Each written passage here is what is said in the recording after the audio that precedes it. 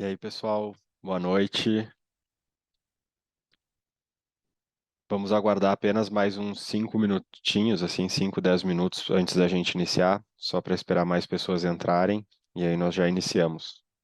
Peço que aguardem só um momento, então, já vamos dar início aos trabalhos de hoje. Boa noite, pessoal. Tá todo mundo me ouvindo?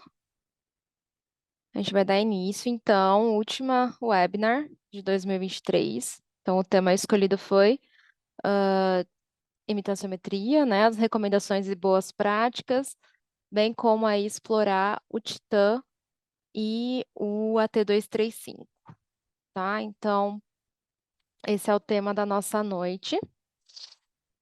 Eu vou iniciar falando um pouquinho das recomendações para a TIMP e para os reflexos, vou responder algumas dúvidas que surgiram no formulário de inscrição, e depois o Ângelo vai seguir focando de fato no AT235 e no Titan, que são os imitanciômetros que estão aí em portfólio hoje na Interacoustics do Brasil, tá bom? E aí as perguntas também, mesmo a gente vai responder todas as perguntas que a gente recebeu no formulário ao longo da apresentação, mas novas perguntas podem e devem surgir. E aí vocês mandem, por gentileza, no question and answer, que a gente vai responder no final também, tá? Então, só para vocês verem a agenda, as boas-vindas, eu inicio e em seguida o Ângelo, tá? E aí no final nós vamos, no final das duas apresentações, né? Bem no finalzinho mesmo, a gente vai responder as dúvidas que forem surgindo. E, por favor, não coloquem no chat, que as dúvidas acabam se perdendo. Coloquem no question and answer, é esse ícone Q e A, tá? Tá aí na barra de ferramenta do Zoom de vocês, provavelmente próximo do chat aí, tá bom? Então, só para vocês conhecerem, né? Quem vai estar com vocês hoje aqui à noite sou eu, né? Eu sou Marina, para quem não me conhece. Eu sou coordenadora de suporte clínico e treinamento aqui na Interacoustics do Brasil. Sou mestre em Ciências da Comunicação pela Universidade de São Paulo, do campus de Bauru. Sou especializada em audiologia clínica pelo IEA Momenson e sou fonoaudióloga também pela USP de Bauru, tá? Aqui é meu e-mail para quem precisar trocar alguma ideia, tirar alguma dúvida. Então é mnpa@interacoustics.com.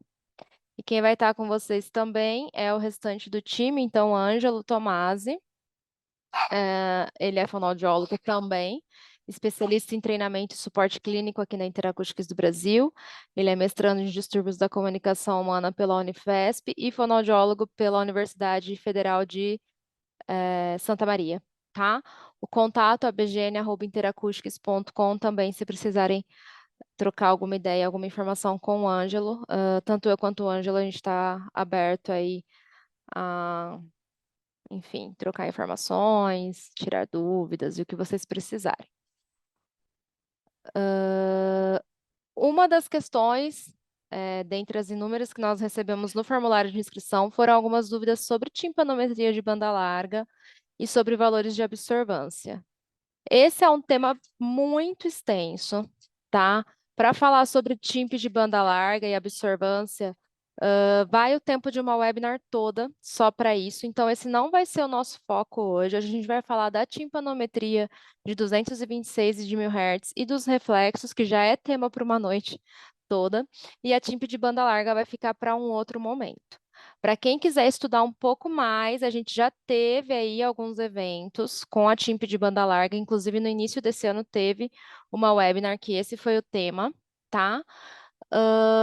E teve uma outra ocasião também, um simpósio de audiologia pediátrica, onde também foi falado sobre esse tema, estudado. Então, tem duas aulas disponíveis no YouTube bem completas sobre a timpanometria de banda larga e todos os outros valores agregados nela. Então, valores de absorvância, enfim, tudo que aí contempla o exame da timp de banda larga. Aqui estão os QR codes para vocês, se vocês quiserem acessar essa aula para assistirem depois com calma, tá? Algumas pessoas eu sei que entra pelo celular e aí não vai conseguir escanear, né, o código aqui, mas é simples. É só ir no YouTube e digitar Interacoustics Brasil E lá vai ter um canal com todas as aulas em português, tá? Interacústicos brasileira mesmo. E dentre essas aulas vão ter duas de imitanciometria de banda larga, tá? Então a gente não vai focar na banda larga hoje, realmente é muito assunto para uma noite inteira, como foram nos eventos que já tiveram, tá? Vamos ter outras oportunidades com banda larga, então fiquem ligados aí. Essa é a última de 2023, mas 2024 está recheado aí de temas. Fiquem ligados que a gente vai, com certeza, em algum outro momento, focar novamente na timpanometria de banda larga, tá? Então, eu vou começar falando com vocês um pouquinho sobre as recomendações de procedimento, tá?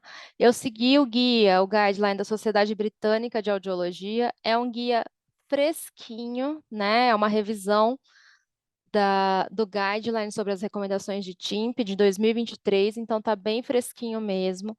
Todos os guias da BSA estão disponíveis no site deles, tá? É só entrar no site e procurar os guias que vai ter lá para todos os exames, BER, emissões, TIMP, toda a avaliação audiológica, a parte de verificação de aparelho, enfim, tudo relacionado à audiologia, eles têm os guias que são disponíveis, são guias super completos, que têm sempre revisões, tá? Então nada fica antigo lá, sempre é revisto e publicado. Então é muito bacana, são documentos bem bacanas para se ter realmente como guia mesmo, né? Para ter aí salvo no computador, a gente consegue salvar em PDF e sempre poder consultar e estudar. É bem atual, são bem atuais e bem bacanas. Então eu vou seguir aqui o da Sociedade Britânica, tá bom?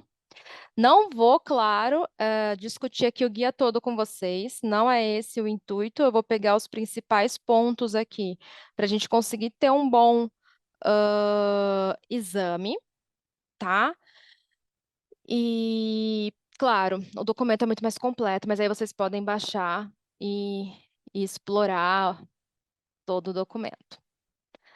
Então, primeiro eu vou começar falando um pouquinho sobre o equipamento. O equipamento e a sonda tem que estar limpo e em boa condição, tá? Parece básico, mas é um ponto de partida, é um pontapé para a gente ter um bom exame. Quando eu digo limpo, ah, principalmente a sonda, a ponteira dessa sonda, tá? A calibração tem que estar em dia e dentro das normas de calibração. Então, existem normas para essa calibração. Então, acompanhe o processo de calibração, veja se realmente foi feito, se está tudo certinho, para vocês conseguirem ter uma precisão maior no exame de vocês. E a calibração anual pelo conselho, tá? Aqui no Brasil, o Conselho Federal de Fonoaudiologia, ele dita que todo equipamento que emita som, ele tem que ser calibrado uma vez ao ano. Então, não é só audiômetro, imitanciômetro, equipamento de emissões, equipamento de BER, equipamento de verificação, todos devem ser calibrados pelo menos uma vez ao ano. Quando a gente fala de imitanciômetro, a gente tem que ver que é um equipamento muito sensível, tá? Então, talvez, se for um equipamento que fica para lá e para cá, que muda muito de lugar, ah, talvez tenha que ser calibrado mais que uma vez no ano. Mas pela norma, se tudo estiver dentro do esperado, uma vez por ano, tá? E além disso, eu falei da sonda.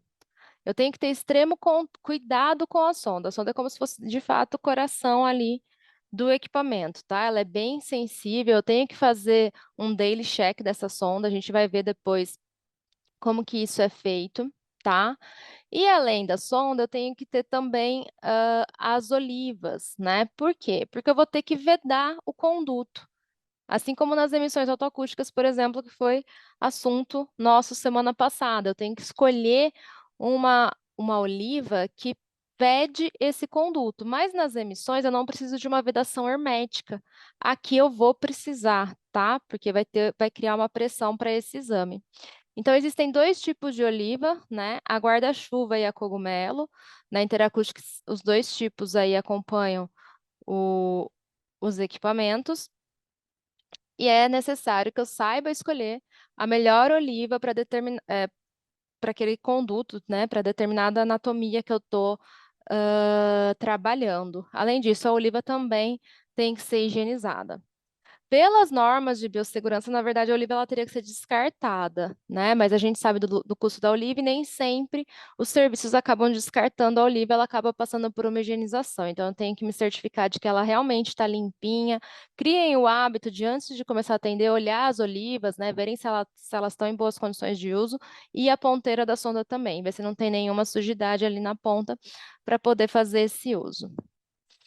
E a calibração. Então, aqui eu falei sobre a calibração anual, que a gente tem que chamar um técnico para isso, né? Então, por exemplo, eu tenho que fazer a calibração desse equipamento, vou chamar um técnico da Diatec, por exemplo, que é o laboratório aí padronizado mundial da Interacústica. Vou fazer a minha calibração, atualização de software, etc., isso uma vez no ano, mas eu tenho que verificar diariamente a minha sonda.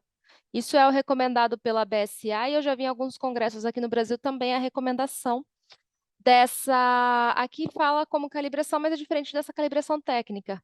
É uma verificação diária que a gente vai fazer da sonda, tá? Então, acompanhe o equipamento de vocês uma cavidade de teste, como essa que vocês estão vendo aqui na foto, tá?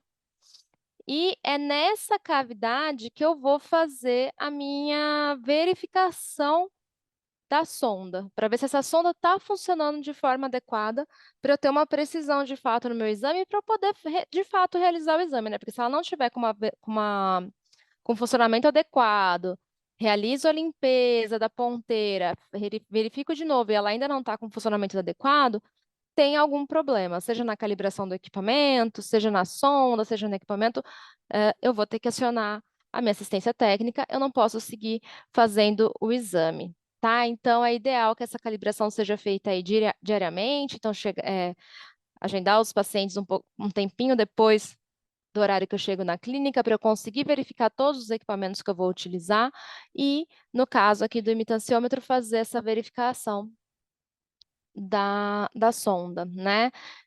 Ela tem que ser na cavidade apropriada, que é fornecida pelo fabricante. Então, não adianta, perdi essa da Interacoustics, vou usar de outra marca. Não pode, tem que ser a do fabricante, tá? Ou o contrário, tem outra marca, perdeu, vai usar a cavidade da Interacoustics. Isso não pode acontecer, tá? Tem que ser na cavidade do fabricante. As dimensões e o uso dessas cavidades, elas são definidas aí pela Sociedade Britânica, tá? Ah, e a gente vai fazer essa calibração colocando a ponta da sonda em um desses buraquinhos pretos da cavidade, tá? E a gente vai traçar, né? Vai colocar até o final, vai vedar bem, e vai traçar uma timpanometria, tá? E aí eu vou ter que fazer, vai ter que ser produzido ali no lugar da onde seria a curva, né, timpanométrica, vai ter que produzir uma linha horizontal e o volume médio deve estar em mais ou menos 5% do volume equivalente, tá? E aí na cavidade de vocês vão ver que aqui em cima ela vai ter um número, né? Então ela pode ser de 0,5 centímetros cúbicos, de 2 centímetros cúbicos ou de 5 centímetros cúbicos, tá? Vocês vão ver que varia aqui em cima. Às vezes tem um número para cá, outro para cá, é diferente, enfim. Eu vou ter que verificar de acordo com o número que está aqui, né, da cavidade, o centímetro cúbico dessa cavidade, aonde eu coloquei a minha sonda, tá? E aí eu vou ter um volume aceitável aqui, né, um valor aceitável. Então, para a cavidade de 0,5 centímetros cúbicos, vão ser 0,5 centímetros cúbicos. Vai variar muito pouco, tá? A de 2 vai variar entre 1,9 e 2,1. E a de 5 entre 4,8 e 5,2. Tá? Qualquer valor muito diferente disso no volume equivalente, quando eu fizer esse daily check, né, essa verificação, eu tenho que prestar atenção no que pode ser, né? É uma sujeira, ou posso limpar e refazer e ver se deu certo, ou não. De fato, tem algum problema aí, eu vou ter que acionar a minha assistência, tá? Se não produzir uma linha horizontal, podem ser aí alguns fatores, tá?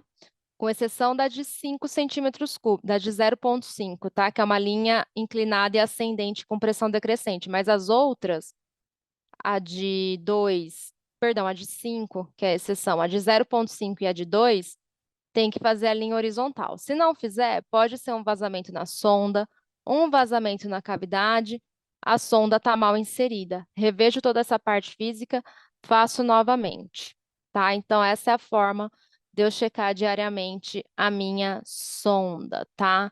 E aí existem algumas considerações para o teste, né? Aqui pelo BSA tem essa referência de 2013, de Nakayama e Hansei, onde diz que para otorreia é contraindicado em todos os casos eu realizar o teste. Otite média, se eu tiver com uma membrana timpânica aí vermelha e abaulada, totalmente contraindicado também. Otite externa, é possível se a orelha estiver saudável, tá?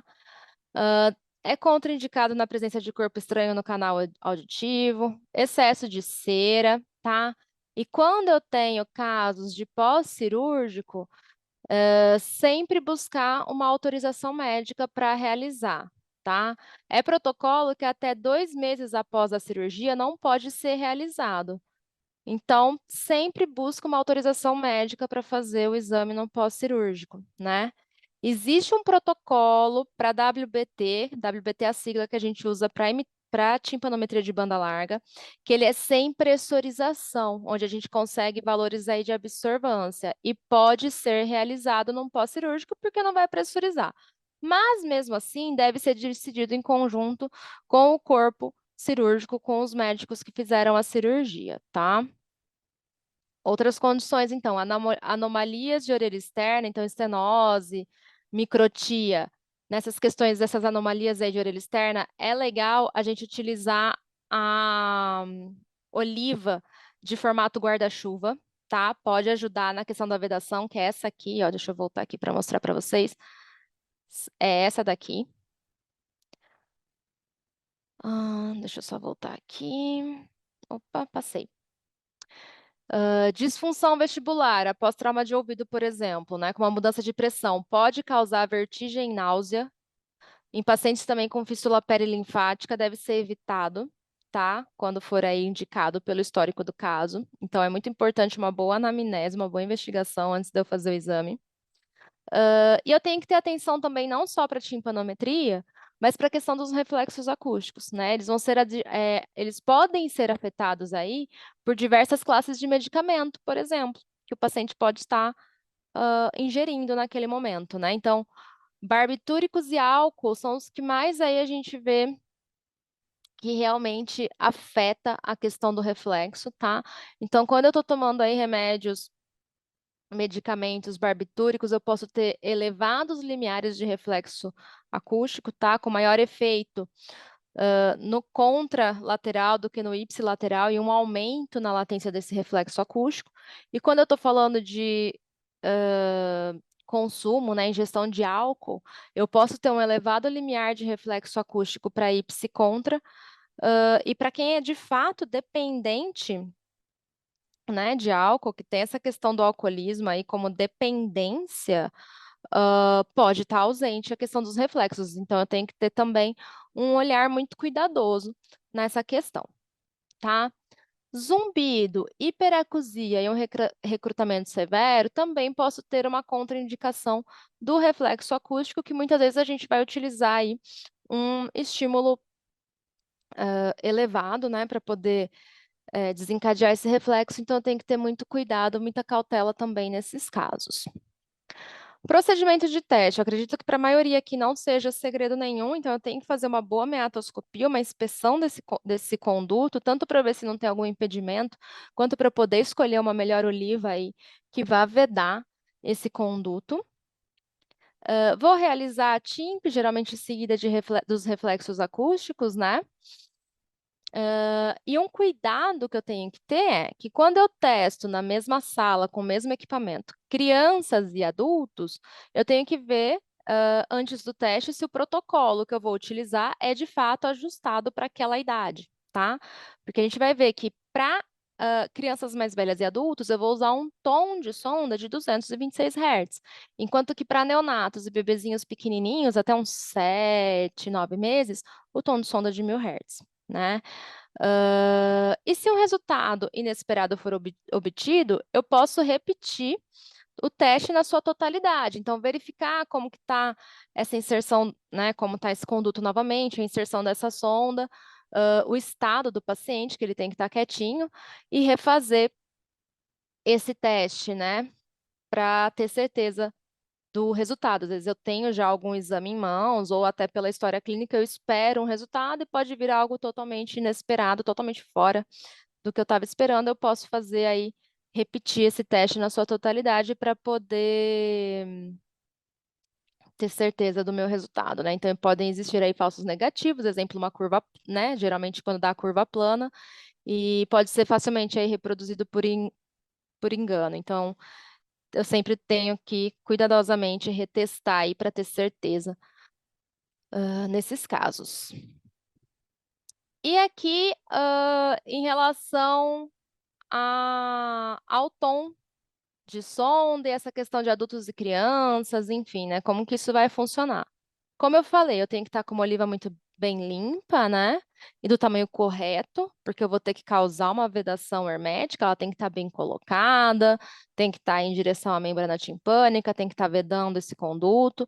A minha sonda também deve estar limpa, principalmente a ponta ali da sonda, sem nenhuma sujidade, vernix, cera.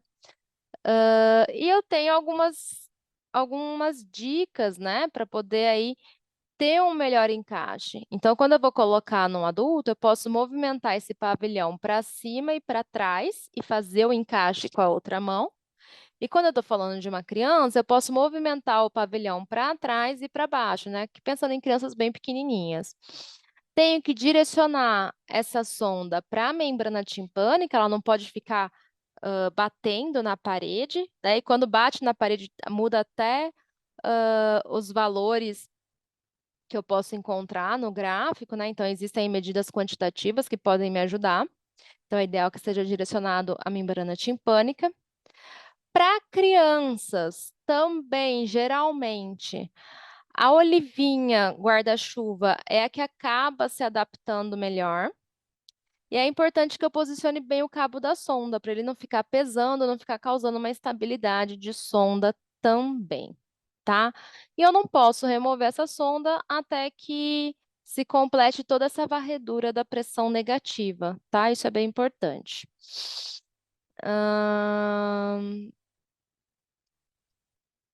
Além disso, eu tenho que também orientar muito bem o paciente quando é adulto, né? De que ele vai ter que ficar quieto, é importante que ele não fale, que ele não degluta, enfim, que ele fique bem quietinho. E na criança, no bebê, eu também vou ter que aí ver se ele está numa situação ideal de teste, né? Então, tenho que tomar cuidado com o choro, movimentos do bebê, que podem resultar, sim, num pico falso de exame, né? E pensando que a gente quer dar um diagnóstico de perda auditiva ou não no bebê, que é com cross-check, é claro que a imitanciometria entra, é muito importante que seja um exame muito bem feito, tá? E, além disso, tem a questão do tom de sonda, né? Como eu comentei com vocês. Então, para crianças mais velhas e adultos, eu vou usar o tom de sonda tradicional, que o estímulo é dado em 226 Hz. Quando eu estou falando de neonatos, até 7 meses, alguns estudos trazem até 7 meses, outros até 9 meses, mas enfim, de neonato até 7, 9 meses, o tom de sonda tem que ser o de 1000 Hz, é o que os estudos comprovam ter uma maior sensibilidade, tá? Ah, muda a sonda? O que que é isso? Não, a sonda é a mesma. O que muda é a frequência que esse estímulo está sendo dado. E depois o Ângelo vai mostrar para vocês e algumas dúvidas que chegaram também no formulário em relação se isso é modular ou não, tá? Para o Titã, eu posso, até o Ângelo vai mostrar para vocês, eu posso comprar um Titã que tenha só 226 Hz e acrescentar o módulo de 1000 Hz. Para o AT235, não. Se eu comprar o modelo AT235, ele só vai ter a sonda de 226 Hz. Eu não consigo acrescentar o tom de sonda de 1000. Se eu vou atender bebês e crianças pequenas e adultos, eu tenho que comprar o AT235H, que aí ele tem a possibilidade de 226 e 1000 Hz, tá? Então, esse foi bem básico mesmo. Como eu falei, eu não vou explanar todo o documento da BSA, é muita coisa, e eu sei que a maioria aqui já aplica o exame, então só alguns pontos para relembrar de fato aqui as boas práticas para a gente conseguir chegar num bom exame, num exame satisfatório. E aí eu vou discutir com vocês algumas dúvidas que vieram no formulário. Vocês realizaram a inscrição e perceberam que eu fiz aí algumas perguntas no formulário, quem trabalha com adulto, quem trabalha com criança, quais as dúvidas que tem em relação ao AT e quais as dúvidas que tem em relação ao Titã. É claro que as dúvidas mais direcionadas ao equipamento mesmo, quem vai apresentar é o Ângelo, né, que ele que vai falar aí, direcionado ao equipamento, AT e Titã, mas eu vi que também tinha algumas dúvidas e mais de uma pessoa sobre reflexos, a interpretação da TIMP de 1000 Hz, né, que é essa que eu comentei para os neonatos e para os bebês novinhos, e sobre o gradiente, tá? Então, eu vou falar com vocês um pouquinho sobre essas 3 dúvidas no geral, e depois o Ângelo vai entrar, de fato, no universo dos equipamentos do AT235 do Titã e vai explanar essas dúvidas também dentro dos protocolos, tá? Então, vamos começar com o reflexo acústico, tá? A gente teve bastante questionamento em relação ao reflexo acústico, quando considerar reflexo, quando não considerar, enfim, indicação do exame, como realizar o exame. Então, eu vou entrar um pouquinho em reflexo acústico com vocês, tá? Então, para o reflexo acústico, a estimulação vai ser um tom puro aí, geralmente de 70 a 100 dBs, uma média de 85 dBs, tá? O que é esperado para a audição normal? O reflexo IPS, né, vai ser de 70 a 80 dBs acima do limiar para audição normal. E o contra, aproximadamente 5 dBs acima do IPS. Então, por exemplo, se eu tenho uma pessoa com audição normal com limiar em 10 dBs naquela frequência, o IPS que eu espero pode variar de 80 a 90 dBs. E o contra, de 85 a 95 dBs, tá? O tom de sonda que eu vou utilizar para fazer o reflexo acústico é o de 226 Hz, exceto em bebês neonatos a 7 a 9 meses, que aí vai ser o de 1000 Hz, tá? E o que eu vou procurar é o limiar desse reflexo, né? Uma das informações que eu vou procurar é o limiar do reflexo. O que é esse limiar? É a menor intensidade que um estímulo vai desencadear esse reflexo do músculo, tá? O critério de deflexão desse reflexo para ser considerado reflexo de fato e eu saber se ali é o limiar do reflexo ou não, geralmente é de 0,03, tá? Essa é considerada a mudança mínima necessária para confirmar a presença desse reflexo. E depois o Ângelo vai entrar com vocês e vai mostrar os critérios de deflexão que tem disponíveis no AT e no Titã, tá? Frequência que eu vou fazer o reflexo. Geralmente, mas aí vai depender de cada protocolo que está sendo seguido, vai ser de 500, 1, 2 e 4, tá?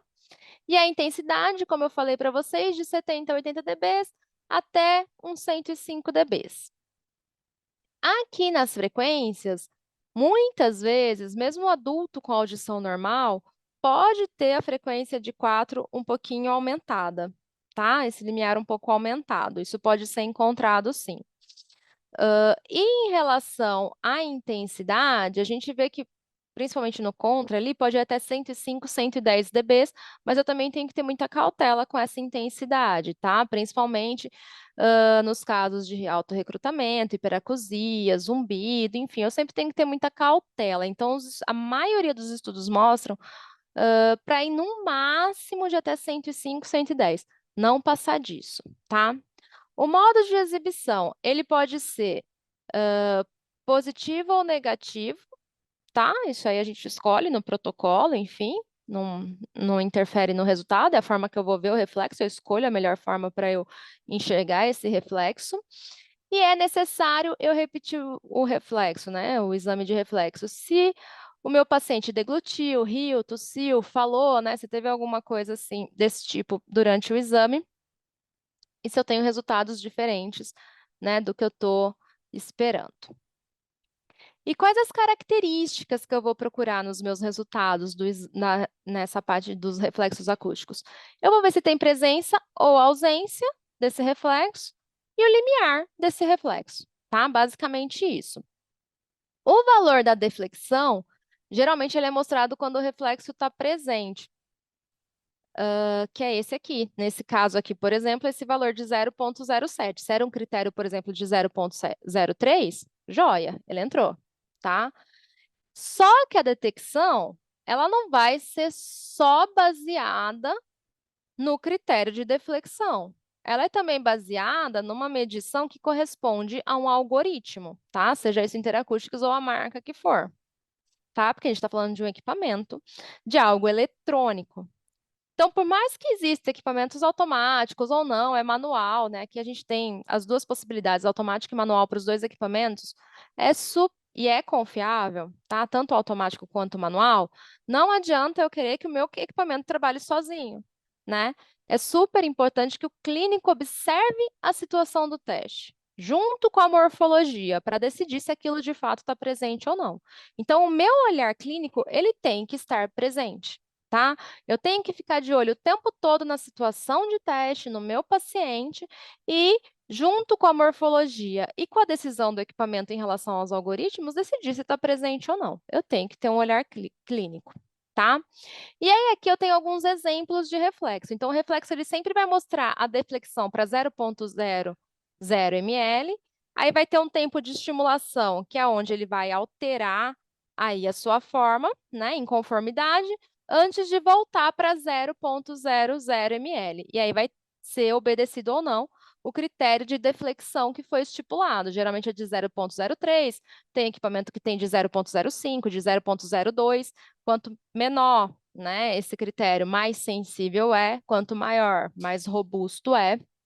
Enfim, vou escolher de acordo com o que eu desejar ali o critério de deflexão, de acordo com o protocolo que eu estou seguindo, tá? Então, aqui eu tenho alguns exemplos de reflexos acústicos, tá? E aqui eu tenho também alguns exemplos de não reflexo. E observem que aqui nenhum foi aceito pelo equipamento, com exceção desse aqui, ó, que está com fundo verde. Ele foi aceito pelo equipamento, mas a partir do momento que eu olho para essa morfologia de reflexo, eu tenho certeza que não é um reflexo. Então, olha como é importante também o meu olhar clínico, tá? Então, eu falei bem rapidinho com vocês de reflexo, só para dar um start, aí abrir um pouco essa questão do reflexo, depois a gente vai ver os reflexos nos equipamentos. E agora eu vou falar sobre uma outra dúvida que surgiu, né, mais de uma pessoa solicitou, que é sobre a TIMP de 1000 Hz, pensando aí nos nossos pequenininhos, tá? Então, pelo Joint Commit de 2007, é super importante incluir a medida de função de orelha média na bateria de teste antes dos 3 meses de idade. Então, a gente está aí nesse range de neonato até 7 meses, tá? E nessa população é comum alterações de orelha média, né? É muito comum a gente encontrar alteração. Isso pode dificultar ou atrasar, por exemplo, um diagnóstico audiológico, né? E eu preciso desse diagnóstico audiológico muito bem estabelecido o quanto antes, é isso que a gente sempre discute nas aulas da triagem auditiva neonatal e depois da intervenção, né? O porquê desse diagnóstico precoce, para poder intervir, né? Caso exista de fato uma perda. Porque isso vai alterar, sim, desenvolvimento auditivo, desenvolvimento de fala e de linguagem. Então, eu preciso de um diagnóstico muito bem estabelecido e muito precoce para poder ter uma intervenção muito assertiva e também precoce e passar por todo o processo de estimulação dessa criança. Só que nessa população é comum, sim, alterações de orelha média, né? Então, por isso até que o Joint Commit, ele pede, né, para ter no protocolo, aí no cross-check dos exames, o exame, né, a timpanometria, os reflexos, enfim, antes dos 3 meses. E o que é observado, né, aí por diversos estudos, eu trouxe o de Hunter e de Margolis de 92, é que a TIMP de 226 Hz, né, nesse tom de sonda de 226, tem uma baixa sensibilidade antes dos 6 meses de idade.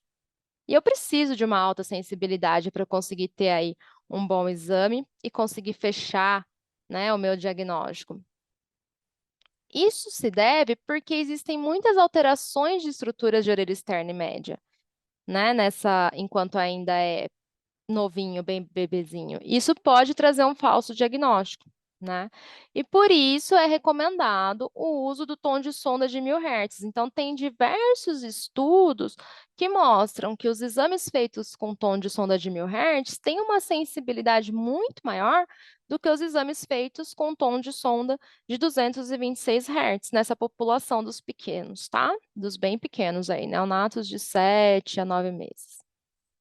E como eu falei, a sonda é a mesma, tá? O que vai mudar de fato é a frequência que esse exame está sendo feito. E aí eu tenho que ver se o meu equipamento tem essa frequência ou não, né? Esse tom de sonda de 1000 Hz ou não, e depois o Ângelo vai passar certinho para vocês qual tem e qual não tem. Então, eu posso ter um aumento de orelha externa, a mastoide, a cavidade da orelha média, né? Tem mudança na orientação da membrana timpânica entre esses bebezinhos e crianças mais velhas e adultos, a fusão do anel timpânico, diminuição de massa na orelha média, formação óssea na parede do meato, né, em si, a compressão da junção ossicular, a aproximação do estribo ao ligamento anular. Então, tudo isso aí, toda essa questão anatômica acaba aí envolvendo uma maior sensibilidade com a sonda de 1000 Hz, tá? Então, eu trouxe alguns estudos, mas já tem inúmeros, né? Isso já não é mais tão novidade assim, então já tem inúmeros estudos aí sobre essa maior sensibilidade na sonda de 1000 Hz. Então, tem um estudo aqui da Norton Downs de 2005, e do Kay de 2003, que corrobora aqui que paciente com patologia de orelha média e ausência de emissões transientes, a TIMP de 226 não difere das orelhas normais, então olha como iria passar aqui, coisa que não deveria, né? A TIMP de 1000, aqui o estudo de Rezende fala que a TIMP de 1000 Hz, o sistema tímpano-ossicular sofre maior influência do componente de massa, né, que é maior na sonda de 1000 Hz, então a gente consegue aí uma sensibilidade de fato maior. E um outro estudo aqui do Kay e de colaboradores de 2003 fala que a TIMP de 1000 Hz tem uma eficácia na avaliação de um sistema de massa dominante e predição do estado de orelha média, principalmente em neonatos. Então, de fato, eu acabo com a TIMP de 1000 Hz tendo uma sensibilidade muito maior no que diz respeito ao resultado desse exame, tá? E aí, como que funciona, né? Existia um protocolo que é da Sutton de 2002, foi um dos primeiros aí que a gente passou a seguir do Reino Unido, que era para ter 4 meses de idade, tá? Depois já tem um mais novo que a gente vai chegar lá. Esse primeiro protocolo da Sutton, eu tinha que traçar a linha de base entre os extremos de pressão, né? De mais 200 a menos 400, perdão, de mais 200 a 400 DAPA. Eu tenho que identificar o pico principal, se houver um pico positivo ou negativo, né, e considerar esse pico negativo. Eu vou medir a altura do pico vertical acima dessa linha de base, e se tiver abaixo da linha de base, vai ter valor negativo. Então, eu tenho que ver de fato se tem nessa linha de base um pico positivo ou negativo. Vou fazer essa medição e o timpanograma ele vai ser considerado normal se maior que 0 ou maior que menos 200 DAPA, né? E ele vai ser considerado anormal se menor ou igual a 0 ou menor ou igual a menos 200 DAPA. Então, aqui, por exemplo, a gente tem um resultado, é traçada aqui a linha média, é feita essa medida da altura, aqui a gente vê nesse exemplo um pico positivo, tá?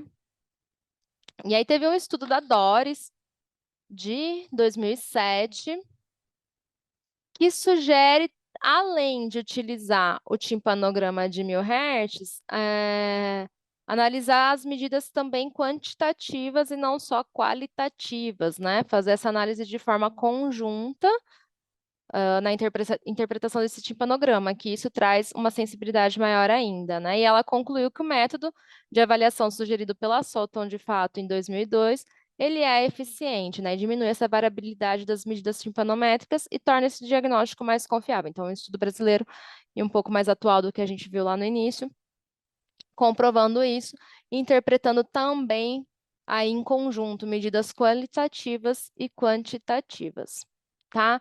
E hoje a gente tem um protocolo recomendado também pela BSA, pelo Reino Unido, que está atualizado. Eles pedem até os 6 meses de idade o uso de 1000 Hz, né? Ele é baseado no estudo de Baldwin, de 2006, que foi adaptado por Marchand. Não, ele foi adaptado por Baldwin, perdão, ele é baseado no estudo de Marchand de 86 e foi adaptado por Baldwin em 2006, tá? Esse é o estudo, depois, se vocês quiserem, ele está disponível. Então, eu vou traçar a linha de base entre os picos extremos de pressão, tá? Menos 400, menos 600 até mais 200 DAPA. Se o traçado desaparecer embaixo do eixo X, a linha de base pode ser traçada no eixo X, como mostra na figura, tá? A gente vai ver a figura aqui, ó. Aqui o traçado desapareceu. Eu vou identificar o pico principal, onde ocorre a pressão de orelha média, e vou traçar uma linha vertical de base até pico, tá? Se o pico estiver acima da linha de base, ele é um pico positivo e normal. Se ele estiver abaixo da linha de base, ele é um pico negativo e anormal, tá? Se o pico tiver positivo e negativo, o traçado deve ser classificado como um positivo normal. Então, a preferência vai ser, de fato, para o positivo, ele vai ser classificado como um positivo normal, tá? E um pico positivo em uma pressão positiva ou negativa de orelha média é classificado como normal, enquanto que um pico plano ou em forma de vale negativo é considerado como anormal. Tá? Então, a gente tem aqui exemplo de pico positivo e pico, perdão, negativo, tá? Então, aqui um pico positivo e aqui um pico negativo. Então, aqui foi também rápido, né, para a gente a importância da sonda de 1000 Hz, né, quando utilizar, então, aí de neonatos até 6 meses, alguns estudos dizem até 7, enfim, e como interpretar. Tá? Um pouquinho diferente de fato de como a gente vai fazer a interpretação quando é com a 226, que geralmente a gente usa Jagger, enfim. E uma outra dúvida que surgiu foi em relação à medida do gradiente, DAPA ou ml, né? O que eu vou considerar, porque no protocolo dos equipamentos da Interacústicas eu tenho as duas unidades de medida. Tá em DAPA ou ml porque pode ser gradiente ou largura timpanométrica, tá?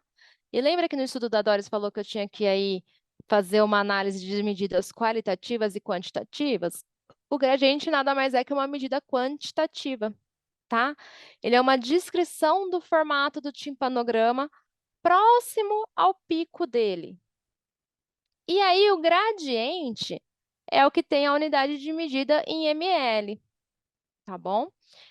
Ele vai me dizer o quão plano é um timpanograma, né? Então, ele vai ter vai ser uma relação da altura com a largura, tá? E como que isso é determinado? Em 3 passos, né? Isso foi publicado pela Norton Downs. Então, eu vou traçar uma linha horizontal no ponto onde a largura do timpanograma é de 200 DAPA, tá? E eu vou medir a altura do pico sobre essa linha, né? Que vai ser a P. E a altura total do pico até a base, tá? Que vai ser a T. O gradiente ele é determinado pela divisão AP e AT. É claro que eu não vou precisar fazer isso no equipamento. Ele vai me dar o valor, né? Ele vai me dar lá o gradiente em ml. Valores menores que 0,2 são indicativos de fluido em orelha média, tá? E a largura timpanométrica, ela vai ter a mesma finalidade do gradiente. Também é uma medida quantitativa, tá?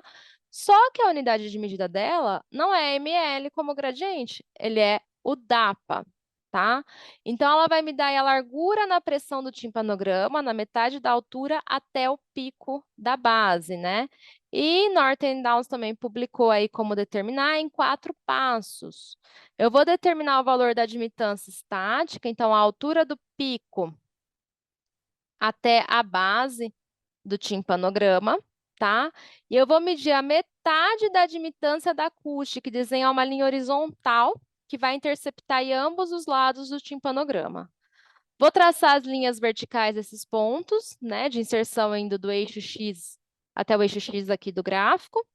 E a distância entre essas duas linhas vai ser a largura timpanométrica. Também aqui eu não vou precisar ficar fazendo esses 4 passos no equipamento, ele vai me dar o valor direto, tá? E aí a gente tem algumas normalidades. Então, de 50 a 110 DAPAs para adulto, de 60 a 150 DAPA para criança, e para lactentes,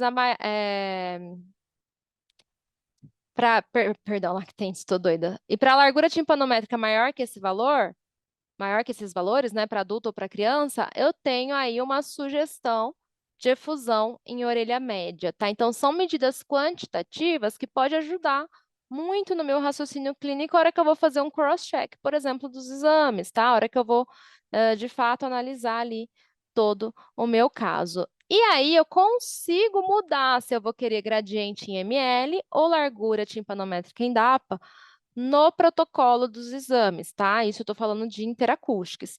E aí o Ângelo vai pegar isso também com vocês e vai mostrar no protocolo de exame aonde mudar e também aonde eu vejo esses valores no resultado, tá bom?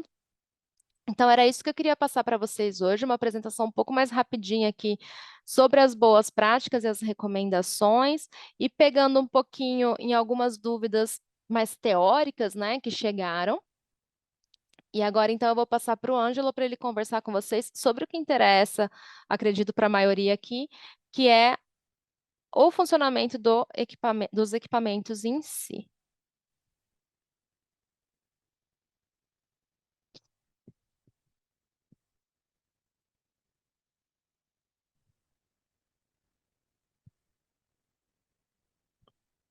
Boa noite.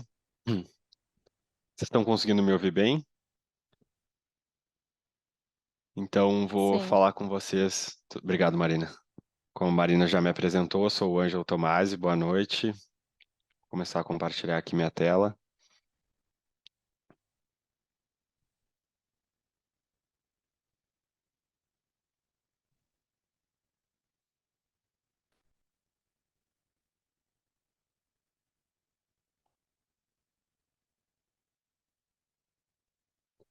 Hoje, então, vou ter o prazer de falar com você sobre a timpanometria, como a Marina muito bem já introduziu e entrou em aspectos mais clínicos do assunto.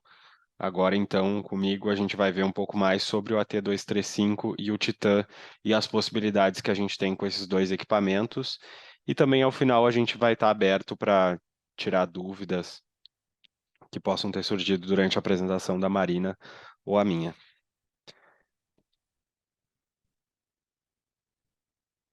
Então, a timpanometria, como a Marina já falou sobre esse exame, algumas das coisas que a gente vai ter, que a gente vai ver aqui nos equipamentos, a gente vai ver então o volume equivalente do canal auditivo, que vai ser uma estimativa do volume de ar da ponta da sonda até a membrana timpânica, e a gente vai conseguir ver diferentes resultados caso a membrana estiver intacta ou se tiver algum tipo de perfuração nela. A gente também vai ter a pressão onde ocorre o pico do timpanograma, bem como também a complacência, que vai ser a maior quantidade de energia acústica absorvida pela orelha média. E a gente também vai ter o gradiente, que a Marina falou agora também bastante sobre ele, um pouquinho mais para a gente se aprofundar, que é uma medida objetiva que vai descrever a inclinação do timpanograma próximo ao pico, que não é utilizado para análise da timpanometria, mas que é super interessante a gente ter e saber como utilizar essa medida. Então, vou falar primeiro do AT235 e depois do Titan, que são nossos dois equipamentos que estão disponíveis no portfólio da Interacoustics para timpanometria. Então, o AT235 aqui ele vai ter a possibilidade de ter diferentes aqui de 226 Hz, de 678, de 800 e de 1000, como a Marina falou. A gente vai ver em qual versão está disponível também, porque tem algumas diferenças. A gente vai ver aqui também mais características dele. A faixa de pressão vai de menos 600 a mais 670, a mais 300, desculpa, DAPA. E a complacência vai de 0,1 a 0,6 ml e de 0,1 a 0,8 ml. E tem a possibilidade, então, de realizar o reflexo ipsilateral de 500 a 4.000 Hz e o contralateral de 500 a 8.000 Hz. E também a gente consegue fazer o teste de função tubária, que a gente vai ver um pouco mais detalhado também, mas que a gente já tem vídeo no YouTube, do canal da Interacoustics Brasil, que eu mandei no chat aqui para todos, para que tem o passo a passo. A gente tem duas versões disponíveis do AT235 e é super interessante que a gente saiba qual a gente precisa antes de adquirir, porque ele não é como o Titan, que a Marina falou que tem a possibilidade de ir acrescentando módulos. A gente já tem que escolher qual é o equipamento que a gente quer. Então, eu vou ter a possibilidade de ter um AT235 ou um AT235H, que vai ser um pouco mais completo. Então, ele é um equipamento que conta com algumas coisas que o AT235 não tem. Como, por exemplo, o AT235, ele não vai ter a possibilidade de colocar nenhuma outra frequência além de 226 Hz. O tom ali de 226 Hz é o único possível no AT235. E como a Marina mostrou, a gente vai ter bastante aplicabilidade clínica, principalmente aí para 1.000 Hz. Então, se é uma clínica, um serviço que atende crianças, bebês, então bebês, né? Então é indispensável que tenha um AT235H, caso seja esse. A gente também vai ver a possibilidade disso no Titan. Ele também, o AT235, não possibilita que a gente realize a timpanometria manual, somente a automática, enquanto o AT235H, sim. Já o reflexo IPSI contra ambos nos permitem realizar. A ETF1 para a membrana timpânica não perfurada do teste de função tubária é possível realizar nas duas, bem como a ETF2 para membrana timpânica perfurada, mas para a membrana patulosa, a ETF3, só é possível no AT235H. A gente vai ter a possibilidade de sincronizar ele com software, não para realizar os exames, como no Titan, por exemplo, que a gente vai ver a seguir, mas a gente vai conseguir visualizar e imprimir esses resultados através do software. Eu vou mostrar um passo a passo de algumas coisas e depois a gente vai ver o vídeo de cada uma delas. Então, sobre o protocolo de AT235 para audiometria. Aqui, claro que é mais focado para quem já tem o equipamento, essa parte, mas depois a gente volta para mais algumas coisas para quem está na dúvida de qual que é o mais indicado para ter na sua clínica. Então, aqui, o protocolo da timpanometria, a gente aconselha a remover o início de teste automático, ou auto-run, e selecionar nos botões LED o teste de TIMP. Então, a gente vai pressionar o botão Setup e manter pressionado com a chave rotatória. Então, a gente vai selecionar definições de protocolos do equipamento. A gente vai soltar o botão Setup que nós estávamos segurando. E a janela com as configurações de protocolo vai aparecer na tela.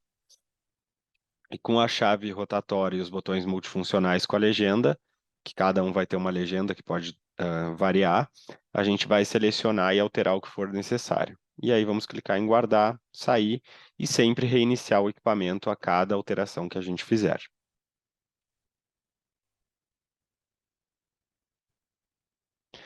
Então aqui a primeira coisa que a gente vai ver sobre o protocolo da timpanometria é como alterar o gradiente, que a Marina falou que a gente vai ter possibilidades aí de deixar na visualização de DAPA ou ML no AT235, no Titan também.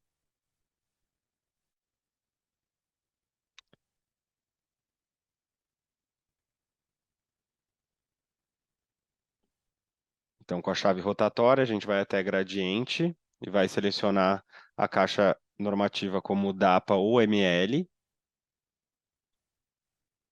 e vai perguntar aqui se eu quero salvar por cima do meu protocolo ou se eu quero criar um novo.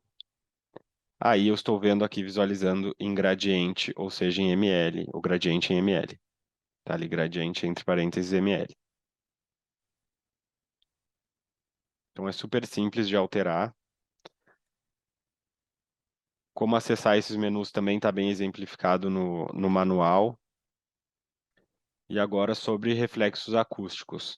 A gente aconselha que seja incluída a frequência de 4.000 Hz e a gente vai então selecionar nos botões LED o teste de timpanometria, pressionar o botão Setup e deixar ele pressionado com a chave rotatória, definições de protocolo de equipamento, vai soltar o botão Setup e a janela com as configurações de protocolo vai aparecer na tela, assim, da mesma forma como foi na timpanometria.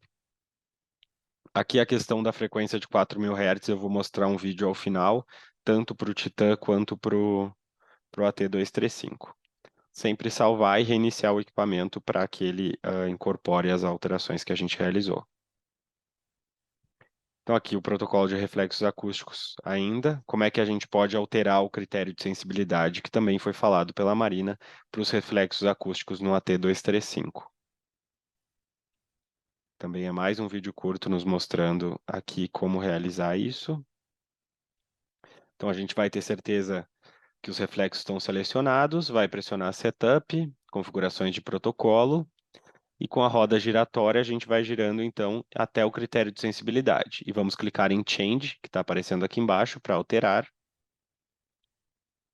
E aqui a gente vai ter algumas possibilidades que mais adiante tem um print de cada uma delas, mas a gente tem muito sensível, sensível,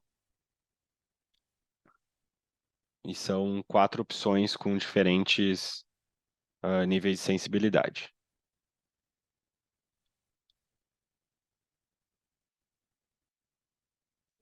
Então, aqui na tela da timpanometria no AT235, aqui é somente a visualização, mas esse daqui é a tela do próprio equipamento, do AT235.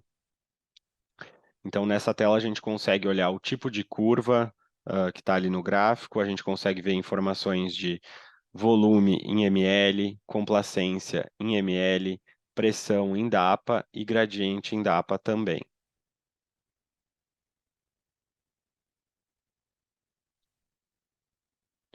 E aqui nos reflexos acústicos, que no caso aqui em cima está a timpanometria, e aqui embaixo os reflexos acústicos aqui do lado direito, a gente vai ter então a possibilidade de observar a frequência da sonda, o nível de pressão, a intensidade e a frequência que foi testada, e também informações gráficas e numéricas sobre esses reflexos.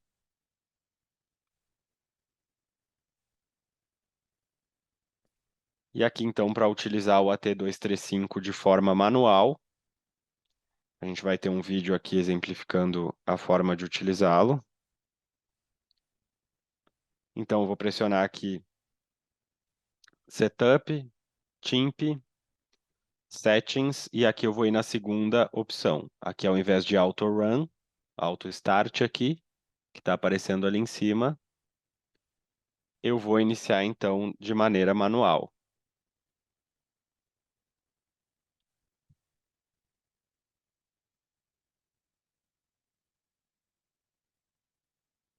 Então, aqui eu iniciei de maneira manual e não de maneira automática.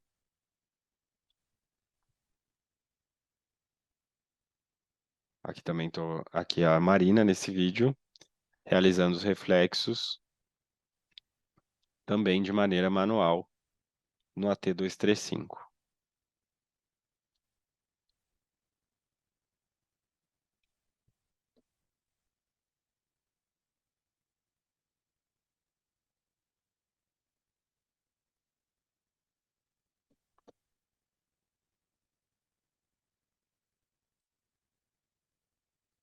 E a gente vai conseguir realizar também a impressão de duas maneiras. Então, como eu já falei, a gente vai ter a possibilidade de realizar isso via computador. Então, no computador é necessário ter o módulo Sync, que nesse módulo todas as sessões vão poder ser salvas no computador e vai ser possível personalizar um protocolo de impressão e as impressões vão ser realizadas aí pelo computador na impressora que estiver conectada ao computador e vai sair em folha A4, se quiser colocar a folha timbrada ou personalizar um protocolo de impressão, a gente vai ter essa possibilidade.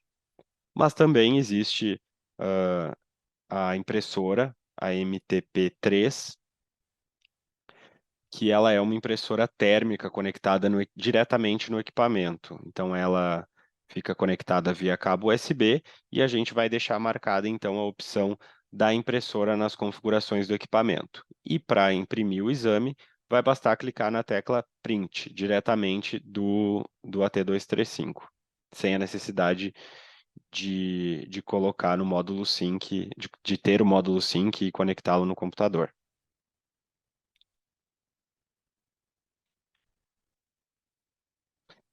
Então, aqui, os testes podem ser realizados de forma automática ou manual. Então, se o paciente for criança e estiver acordada, tem a possibilidade de mostrar uma animação na tela que pode ser usada como distração. Para salvar os exames, a gente vai pressionar Save.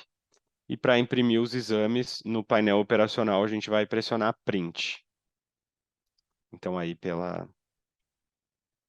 de maneira aí com a impressora térmica. E isso a gente viu do AT235, a gente ainda vai ver mais alguns vídeos sobre ele, mostrando ele e o Titan, como por exemplo da sonda de como colocar o reflexo de 4.000 Hz, como fazer a troca para o tom de sonda de 1.000 Hz. E agora, antes disso, a gente vai olhar um pouco sobre o Titan.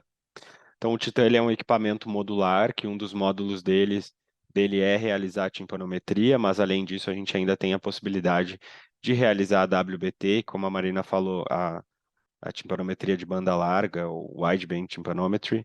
Ela vai ser, então, esse outro tipo de timpanometria que vai nos dar maiores informações e que vai ser indicada para alguns casos, então, e é interessante que a gente tenha a possibilidade de ter esse módulo, caso em algum momento faça sentido. No Titan a- existe a necessidade somente de acrescentar o módulo, e ele também é o único equipamento que tem essa possibilidade. Além disso, no Titan, como a gente ainda tem o módulo de emissões transientes, emissões produtos de distorção, a gente pode realizar a emissão pressurizada. Entretanto, o PEAT, que antes estava disponível no Titan, hoje em dia foi descontinuado, mas se alguém tiver interesse em PEAT automático para triagem, aí a gente já tem outro equipamento, que é o Sera, que ele realiza tanto as emissões triagem quanto o PEAT automático, ou ABRIS, que é o nome do módulo de PEAT automático da Interacoustics. E a gente teve um webinar há pouco tempo e também tem bastante material no YouTube sobre esse equipamento. Para quem tiver alguma dúvida, também pode entrar em contato com a gente. Então, o Titan também tem a possibilidade de fazer a timpanometria. A faixa de frequência dele, então a gente vai ter as possibilidades das frequências de 226, 678, 800 e 1000 Hz. A faixa de pressão varia de menos 600 a mais 300 DAPA, enquanto a complacência vai de 0,1 a 8 ml. Ele realiza o reflexo ipsilateral de 500 a 4.000 Hz e o contralateral de 250 até 8.000 Hz. E também, assim como o AT235H, tem a possibilidade de realizar o teste de função tubária 1, 2 e 3. Só que a gente também tem dois tipos de possibilidades no Titan. Então, a gente vai ter o Titan diagnóstico e o Titan clínico, sendo o clínico mais completo. Então, no clínico, a gente vai ter a TIMP de 226, que a gente tem tanto no clínico quanto no diagnóstico. E aí, no diagnóstico, vai vir como opcional, a gente tem, então, a timpanometria de 678, 800 ou 1000 Hz. Enquanto no clínico já vem default, ou seja, já vem de fábrica.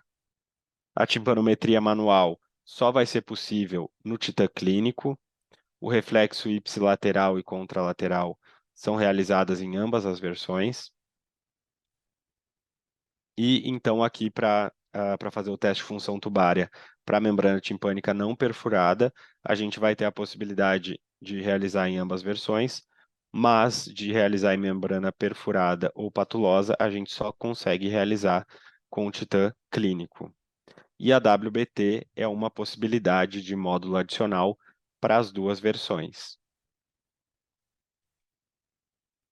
Para quem não conseguiu pegar o link dos QR Codes que a Marina mostrou, caso alguém esteja pelo celular, só acessar o YouTube Interacoustics Brasil, que lá, como ela falou, a gente tem já uma webinar dedicada à WBT, e também temos aí uma noite do simpósio pediátrico que também tratou sobre esse assunto. Aqui, então, no Titan, a gente vai poder operar via software o nosso equipamento. A gente vai ter a possibilidade de realizar, então, ou manual ou via software. Aqui a gente vai ter algumas coisas que eu vou mostrar mais especificamente. Aqui a gente está vendo a timpanometria. Então, primeiro eu vou mostrar aqui em imagens, depois eu mostro em vídeo o manuseio do software. Então, primeiro a gente vai ter ali no número 1 menu com configuração, a gente vai ter ali o ícone da orelha, indicando a orelha que está sendo testada, e é somente clicar para alterar. A gente vai ter a lista de exames dentro desse módulo aqui, ali onde tem a lista de exames e protocolos. Aqui, então, a gente vai ter... Vou colocar aqui o laser. Aqui a gente vai ter a lista de sessões desse paciente que eu já selecionei no meu banco de dados, que vai ser a primeira coisa que eu vou fazer. Depois eu vou ter, então, um editor de relatório, onde eu vou poder colocar possíveis laudos que vão sair na minha impressão. Eu vou ter um indicativo se a sonda está vedando corretamente o conduto auditivo dessa pessoa que tá sendo paciente aqui no caso, que aqui mostra que está fora da orelha, está em vermelho. E se estiver verde, vai estar vedado. Se estiver amarelo, vai estar vazando. Essas são as opções de cor. E a gente também vai ter aqui a possibilidade de realizar automático ou manual.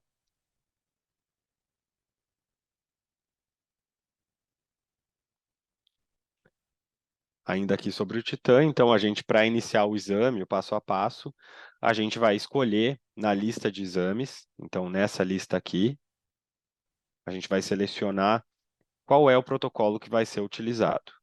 A gente vai verificar o status da sonda na orelha do paciente. Então, também pode ser ali onde eu acabei de mostrar, do lado esquerdo da tela, ou também na shoulder box, aqui que vai para... E também aparece um LED indicativo mostrando as mesmas possibilidades de cor que mostra na tela do computador. Então, depois disso, a gente clica no botão iniciar e as curvas vão ser traçadas e representadas de forma gráfica e com informações em tabela logo abaixo.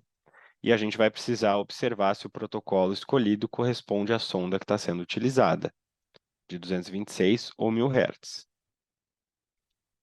ao tom de sonda, no caso. E se no protocolo escolhido já estiverem os reflexos, eles vão ser pesquisados logo em seguida, e caso contrário, para a pesquisa do reflexo, depois de traçar a timpanometria, a gente vai escolher um outro protocolo de reflexo, caso não esteja tudo em um mesmo protocolo. A gente pode alterar, criar um protocolo nosso com a timpanometria seguida da pesquisa dos reflexos acústicos. E depois disso, a gente só vai salvar aqui no disquete superior, que fica aqui.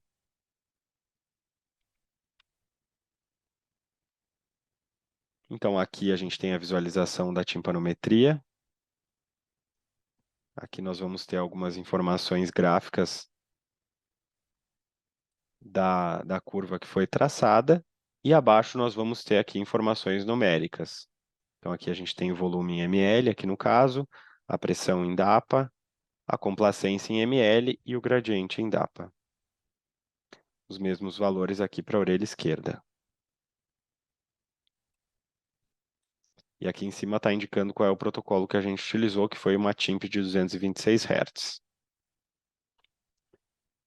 Agora sobre os reflexos acústicos no Titan. Como eu falei que a gente ia ter um print, quando eu mostrei lá do AT235, é aqui que a gente consegue visualizar melhor aquilo que eu mostrei lá, que tem as mesmas possibilidades aqui. Então a gente precisa ver qual vai ser a intensidade do estímulo que vai provocar a resposta de um reflexo acústico.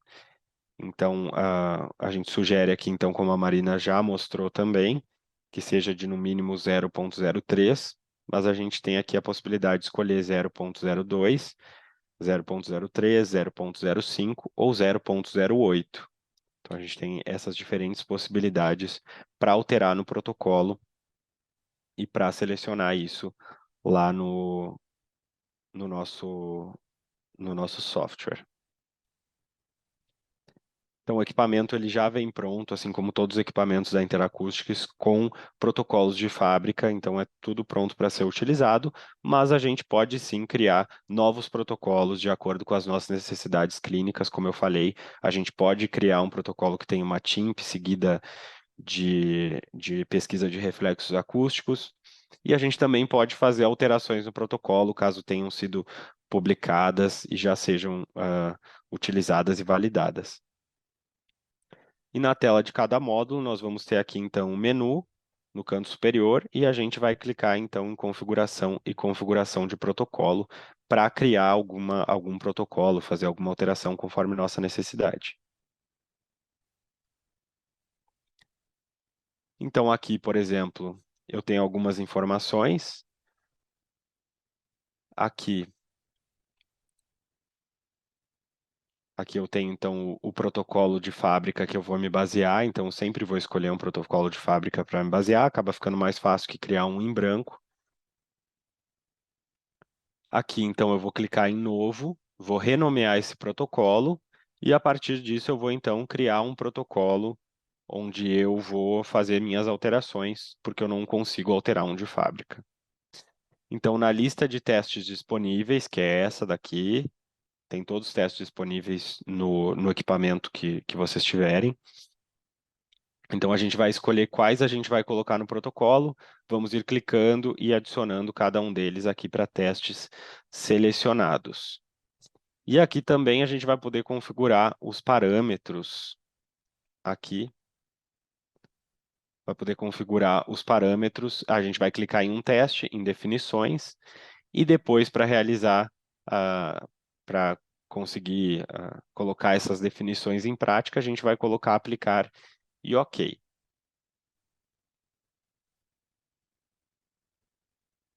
Aqui então eu falei o que cada um significava, mas o novo protocolo ele vai ser acrescido na lista de testes daquele módulo. Vai ser só a gente selecionar naquela listinha de testes que vai estar ali no lado esquerdo da tela, no quadrante superior do lado esquerdo da tela. E aqui, como é que a gente altera o protocolo no software do Titan? Como é que a gente coloca em prática esse passo a passo que a gente acabou de ver? Vou mostrar para vocês um vídeo rápido. A gente também vai ver como alterar o gradiente, que eu mostrei somente no AT235. Então, como eu falei, a gente vai criar um novo protocolo, vai renomear esse protocolo. Aqui eu coloquei que seria TIMP reflexo. Vou selecionar aqui o reflexo e adicionar para o lado direito. Aqui está em inglês, mas enfim, é o mesmo local de tudo. Eu vou selecionar qual vai ser a frequência do meu tom de sonda. Coloquei aqui 226 Hz. Coloquei aqui o gradiente para visualizar como compliância, então vai estar em ml. Se fosse impressão, estaria em DAPA. Vou escolher qual vai ser o meu critério aqui como parâmetro de decisão. Coloquei muito sensível, 0.02. E estou adicionando aqui, então, 4, 5, 6, várias possibilidades aqui. Eu vou ir alterando. Deixei 500, deixei 2.000, deixei 3.000, deixei 4.000, desculpa. Tudo IPSI e agora vou fazer os mesmos, só que contra.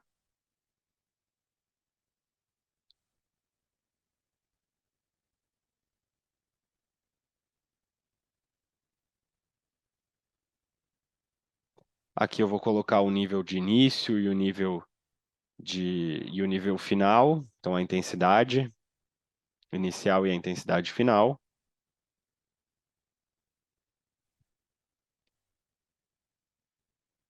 Deixei aqui de 500 a 4 contra. Ele nos dá um aviso que é uma intensidade muito alta, mas ele nos permite deixar. Ele só está em amarelo porque ele vai nos dar esse aviso de atenção.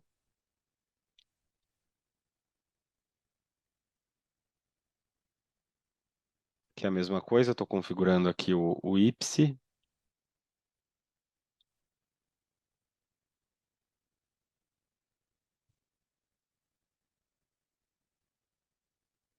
Deixando todos numa intensidade mais alta. E ele vai me dar o aviso para todos. Aqui a gente tem a possibilidade de mostrar, ali a gente tinha enquanto vai subir a cada apresentação. E aqui estamos criando um protocolo para intensidade única.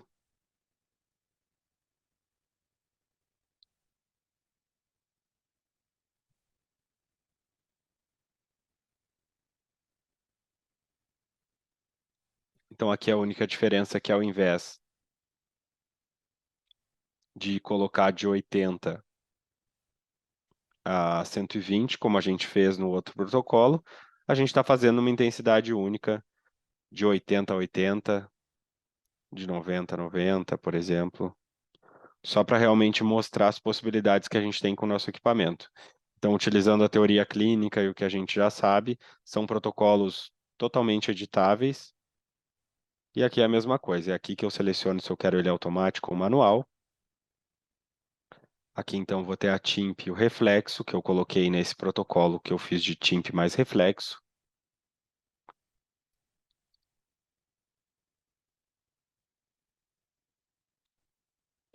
E aqui, como é que a gente faz para transferir protocolos do software do Titan para o hardware? A gente não consegue mudar os protocolos no hardware, que é o próprio equipamento, de forma manual, mas a gente consegue sim através do software do Titan. E eu tenho aqui a carinha do software aqui do Titan Switch. Então aqui eu vou O dar Titan é um start aqui no equipamento vídeo. projetado para ser utilizado de forma Acredito que vocês manual estão ou ouvindo. via software. Como todos os equipamentos da Interacoustics, ele já vem com protocolos prontos de fábrica para serem utilizados. Porém, esses protocolos podem ser editados de acordo com o protocolo já publicado. Para a edição do protocolo, por mais que o Titan vai ser usado de forma manual, é necessário conectar o Titan no software e realizar a edição do protocolo na tela do exame do protocolo que deseja editar. Assim que editado e salvo o protocolo, para utilizar o Titan de forma manual, é necessário exportar esse protocolo para o hardware, o Titan. Isso deve ser feito nessa primeira tela do software. Com o Titan conectado ao computador, clique em Menu, Configuração, Protocolos de hardware. Todos os protocolos de fábrica e os criados estarão em Biblioteca de Protocolos. Selecione o protocolo que deseja passar para o Titan, clique em Adicionar, Aplicar.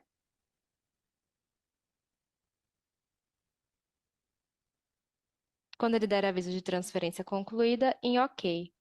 Pronto! O protocolo que você criou ou editou agora está disponível no seu Titan para ser utilizado de forma manual. Então, a gente viu aqui nesse vídeo que a Marina gravou e dublou aqui, enfim, e falou que a gente tem essa possibilidade, de uma maneira super simples, de ter o nosso protocolo que a gente realizou, ou que a gente editou, enfim, enviado para o hardware, que é o equipamento.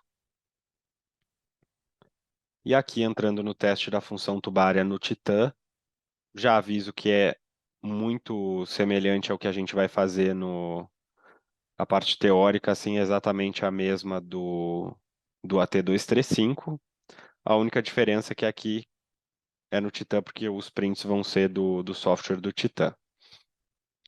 Mas também já vou deixar aqui um vídeo depois para vocês conferirem como é que a gente faz no AT235 também.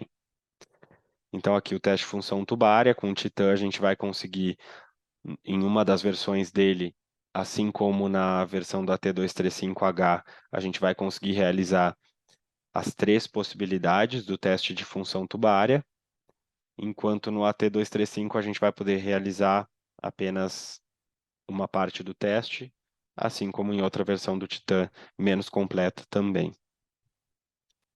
Então, a gente vai ver cada uma delas, assim, então a disponibilidade desses 3 testes vai variar de acordo com os módulos que foram adquiridos. Então, aqui a gente vai ter primeiro o ETF1, que seria o teste de Williams. Então, a gente vai realizar a timpanometria em 3 condições. Então, a timpanometria padrão, seguida de uma timpanometria enquanto o paciente deglute, e depois realizando a manobra de Valsalva. O teste de Williams, então, vai sugerir a realização nessa ordem acima, mas a Interacoustics Academy, que aí, então, os profissionais que, como eu e a Marina, fazem isso a nível internacional e tem vários vídeos deles disponíveis, material também no site da Interacoustics Academy, para quem tiver interesse. Vai sugerir, então, a realização da manobra de Valsalva em segundo lugar e a deglutição por último, para obter, então, um deslocamento maior dos timpanogramas. Então, a pressão ela tem que se tornar negativa na deglutição e positiva na hora da manobra de Valsalva para confirmar o bom funcionamento da tuba auditiva. Se essa pressão se tornar negativa enquanto o paciente deglute, mas não se tornar positiva na Valsalva e vice-versa, a gente vai ter uma tuba auditiva parcialmente prejudicada. Então, se não tiver nenhuma mudança na pressão, aí a gente vai ter uma tuba auditiva anormal. Tudo isso apenas no primeiro teste, que a gente vai ter aqui um resultado normal com esse deslocamento, que a gente está conseguindo visualizar ali nas 3 situações. E ela também mostra um comparativo ali nas 3. E aqui uma disfunção tubária completa, que a gente não consegue ver esse mesmo deslocamento ali do resultado normal. Aqui, então, é um print do software do Titan, mas, repito, tudo isso também vale para a T235. Aqui o teste de função tubária, então o ETF2, com a manobra de Toynbee.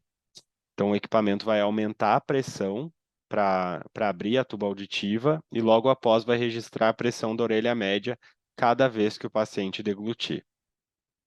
Então, nós vamos solicitar o paciente para engolir severamente, então várias vezes seguidas, para o equipamento ir registrando essa pressão que vai ser registrada por etapas.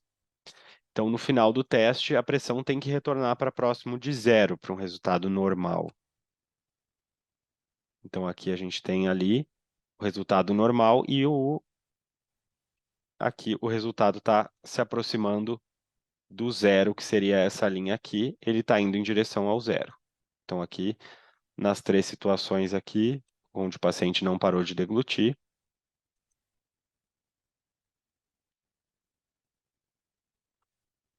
e se tivermos uma disfunção tubária, não vai acontecer essa aproximação do 0.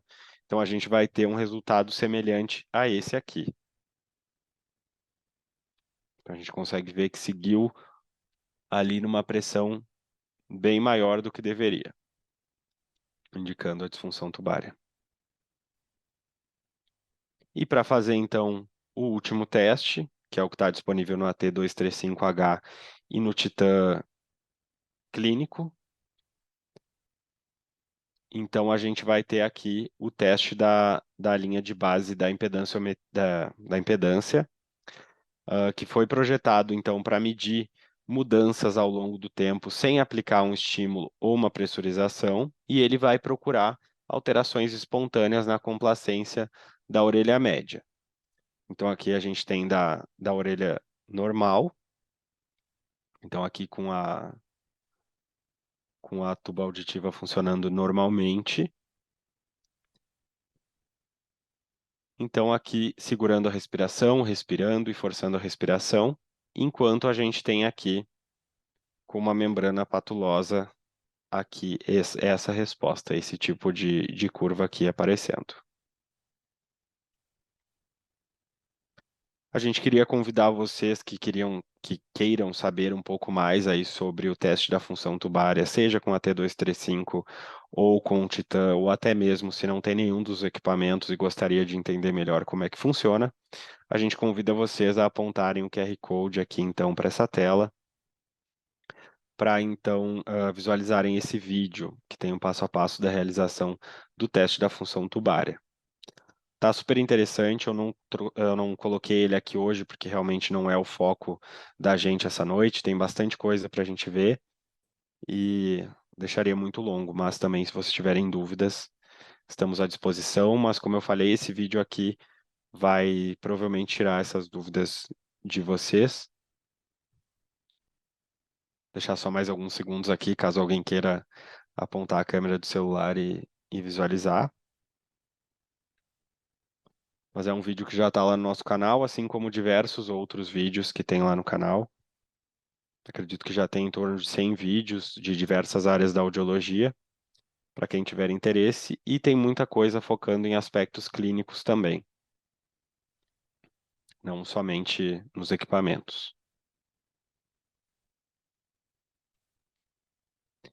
E aqui que a gente traz algo que é relevante tanto para o AT235 quanto para o Titan, nos reflexos acústicos, que é como adicionar a frequência de 4.000 Hz e aumentar a intensidade de parada do reflexo acústico.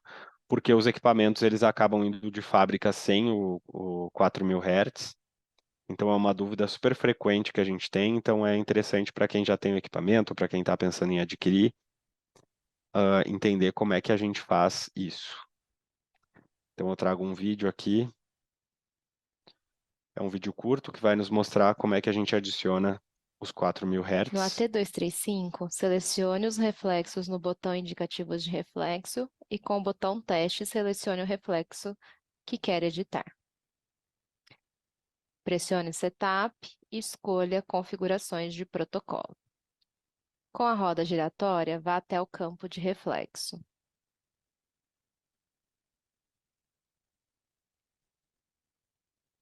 Adicione o estímulo, escolhendo qual é o reflexo e a intensidade, se é IPSI ou contra. Neste caso, é o IPSI, para a intensidade de 4.000. Selecione agora o reflexo contra, pressione Setup novamente e vá para a configuração de protocolo.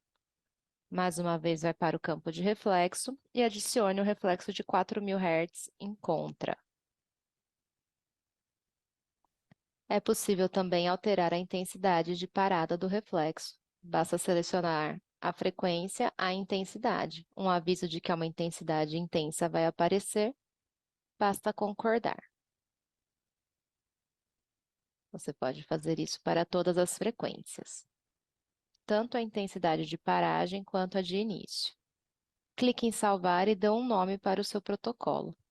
Esse protocolo vai ficar disponível na lista de testes para que você utilize na sua prática clínica.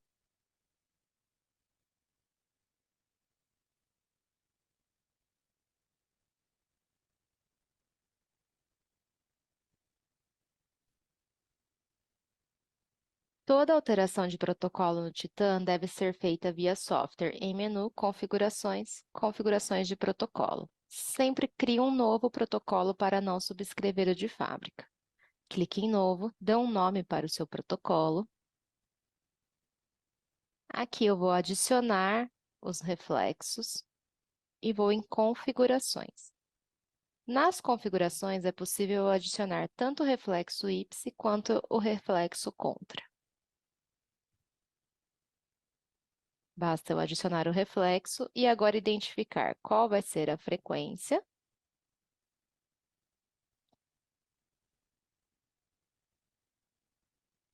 e qual vai ser o reflexo, se é IPSI ou contra, como mostra o vídeo.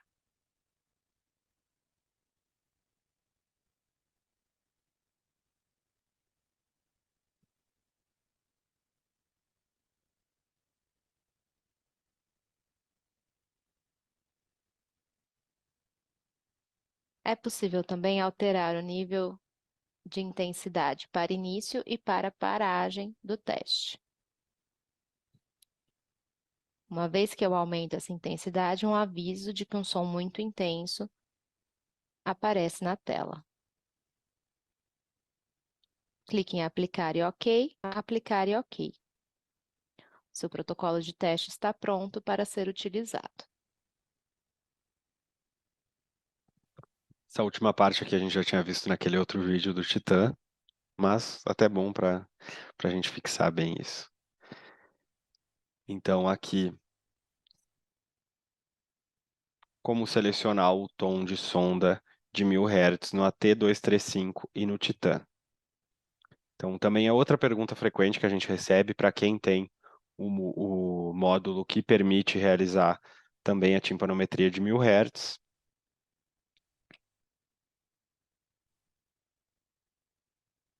Então, a gente vai ter um vídeo aqui para explicar isso.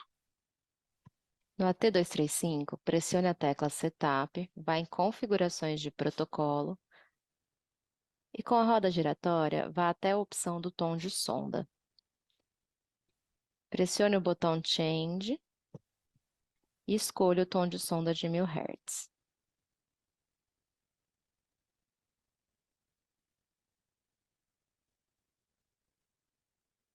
Uma vez modificado o protocolo, basta dar um nome a ele.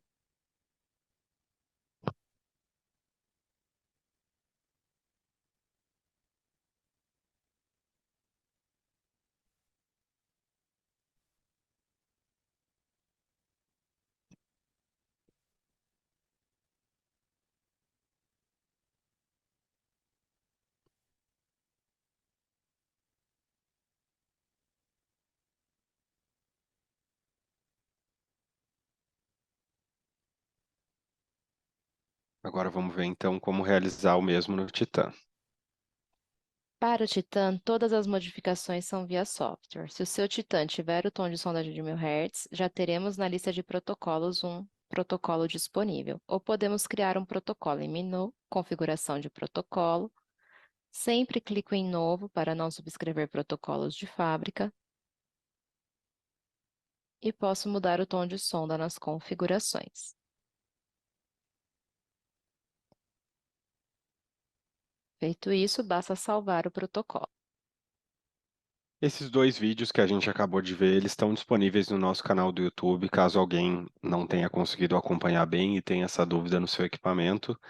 É só procurar, enfim, o tom de sonda de 1000 Hz Interacoustics Brasil ou frequência de 4000 Hz, reflexo acústico, timpanometria, T235, Interacoustics Brasil, que vocês vão ter esses vídeos que eu manuseio o equipamento e a Marina fala o que está acontecendo e como realizar. E aqui a gente vai ter sobre a configuração de impressão, tanto no AT235 quanto no Titan, a gente vai ter essa possibilidade de criar o protocolo de impressão, como eu falei.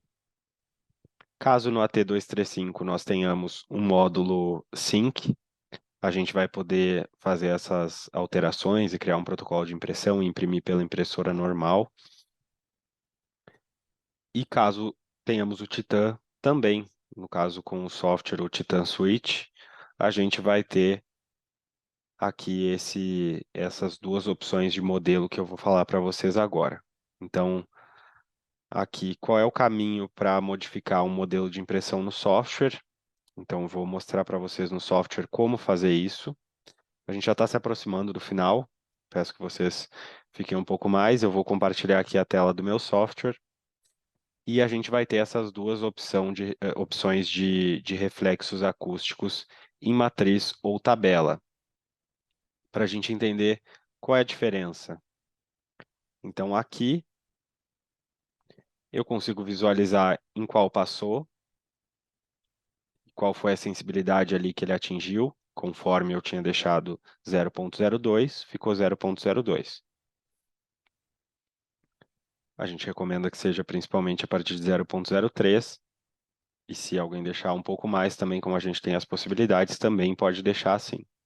É necessário tomar cuidado, porque se for imprimir em preto e branco, nem sempre vai ficar acinzentado essa parte que está verde, onde passou, e pode ser que tenha passado em diferentes intensidades para cada uma das frequências, então a gente vai ter que ficar atento ou imprimir colorido. Mas a gente também vai ter a possibilidade aqui da tabela, que vai nos dar uma tabela que vai dizer aqui onde é que estava a sonda, qual foi o estímulo, aqui no caso foi Y nas duas, e qual foi o limiar que ela passou. No caso foi em 95 dB nessas três frequências pesquisadas aqui. Então a gente vai ter essas possibilidades. Agora eu vou mostrar para vocês a impressão no software.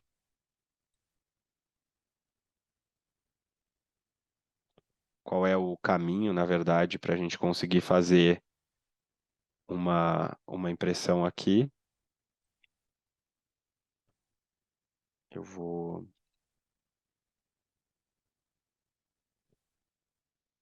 parar de compartilhar para voltar a compartilhar minha tela inteira.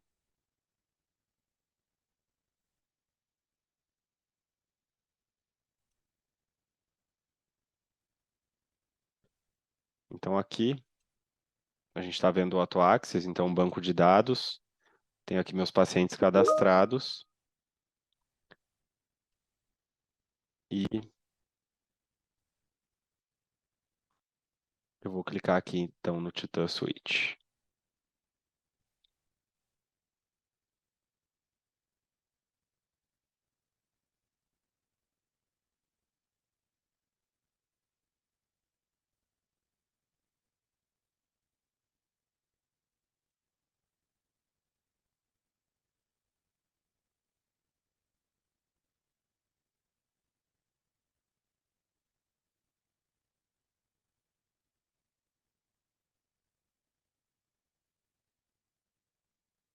Então aqui está abrindo, acredito que vocês estão acompanhando aqui minha tela. Eu não estou com nenhum Titan conectado aqui, então aparece aqui nenhum hardware conectado.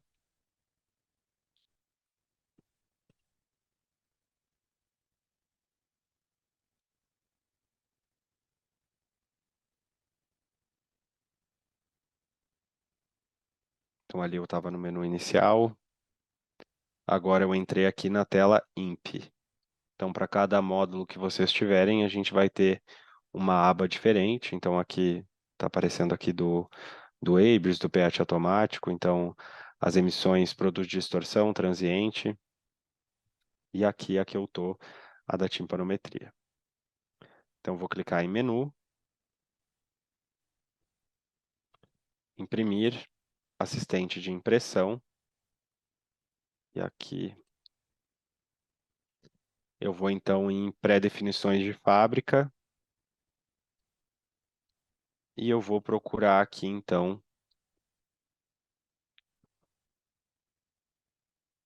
uma timpanometria.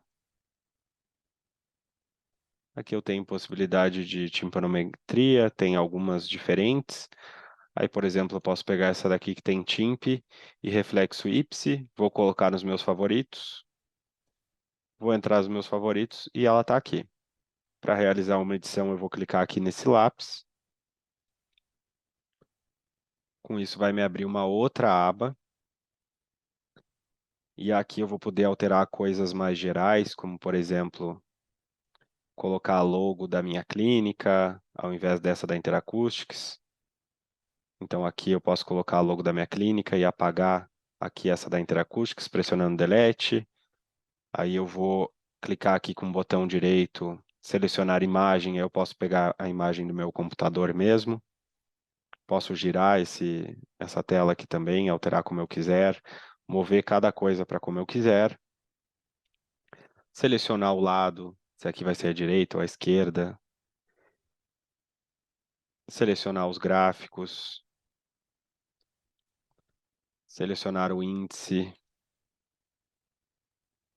Então, tem diversas possibilidades. Aqui, reflexo, não está aparecendo nada, porque aqui eu estou mudando o modelo, eu não estou visualizando a impressão. E eu posso entrar aqui em INP e colocar tudo o que eu quiser que está disponível aqui. Então, por exemplo,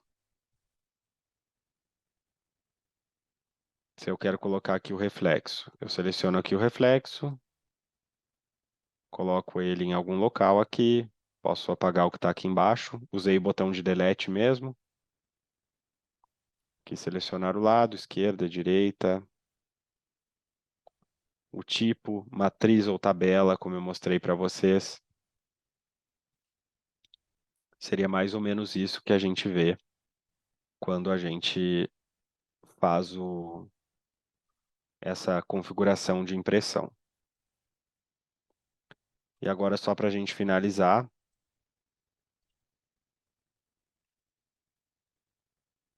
eu trago um comparativo do que a gente tem em cada um dos equipamentos que a gente viu, porque é muito importante que a gente entenda qual é a nossa necessidade, o que a gente precisa no momento, e se a gente tem outras intenções, e se com o tempo a gente acha que a gente vai começar a atender outro público, então é importante que a gente tenha um equipamento que nos permita fazer isso, ou pelo menos acrescentar mais coisas com o tempo. Então aqui basicamente a gente tem aquelas duas tabelas que eu mostrei para o AT235H e para o Titan nas duas versões dele. Então a gente tem aqui as possibilidades que a gente pode realizar. Então a gente tem aqui o principal aqui de maior diferencial, então seria a WBT, que a gente só tem a possibilidade de realizar num Titan. Ela é opcional para qualquer uma das duas versões. Se a gente pretende algum dia atender bebê, a gente realmente não pode ter um equipamento que não nos permita ter uma timpanometria de 1000 Hz para a gente conseguir fazer uma avaliação completa nesse bebê. Então é sempre importante a gente entender nossa necessidade e, a partir disso, escolher o equipamento. E depois que tivermos o equipamento, sempre ler o manual e entender bem como ele funciona e tirar todas as nossas dúvidas. Tudo que tem o tracinho é que não está disponível, então eu não vou ler tudo novamente, porque, como a gente já viu, tanto quando eu apresentei o AT235, quanto quando foi apresentado o Titan. Mas então aqui, com o Titan diagnóstico, a gente não vai conseguir realizar o teste de função tubária com membrana timpânica perfurada ou com membrana timpânica patulosa. E aqui no AT235 a gente não vai conseguir realizar com a patulosa. Eu vi que surgiu uma pergunta sobre isso, mas aí eu já respondi que a gente veria esse comparativo no final. E a timpanometria manual, que a gente vai ter a possibilidade de fazer na versão H e na versão clínica do Titan, na versão H do AT235. E aqui no final a gente gostaria de perguntar para vocês, antes de finalizar, quais são as sugestões de vocês para o próximo ano. Eu já vi que não apareceu nenhuma pergunta aqui, então a gente gostaria que vocês mandassem tanto no question and answer quanto no chat, como vocês quiserem, que a gente vai registrar todas as perguntas de vocês. Então, a gente está aberto aí a sugestões do que vocês gostariam de ver no próximo ano, porque como a Marina falou, essa vai ser a última webinar desse ano, mas ano que vem já estamos com muitos projetos e ideias para executar com vocês. E tudo isso vai ser divulgado nas redes sociais da Interacoustics. Se tiverem sugestões para colaborar com a gente, vai ser super importante. Muito obrigado.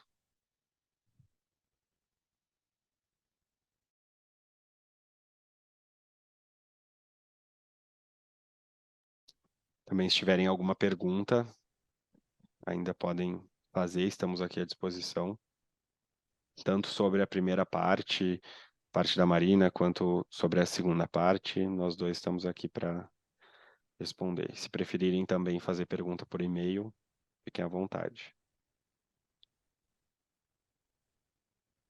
Eu vou colocar o e-mail no chat do treinamento, e aí vocês podem mandar também as sugestões do que vocês querem ouvir e ver no ano que vem por lá, tá?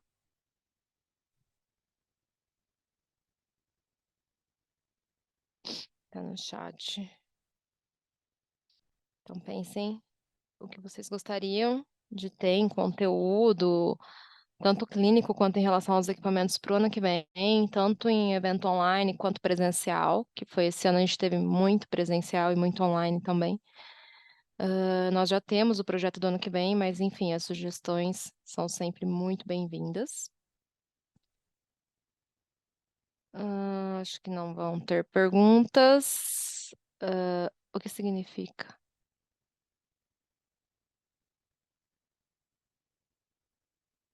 Um anônimo mandou o que significa muito ruído no Titã e como resolver, mas em qual módulo do Titã? seria.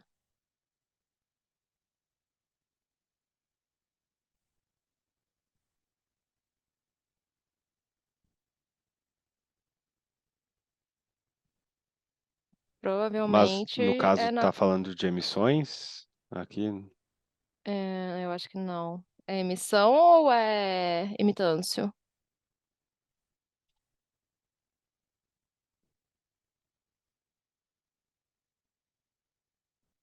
Imitância?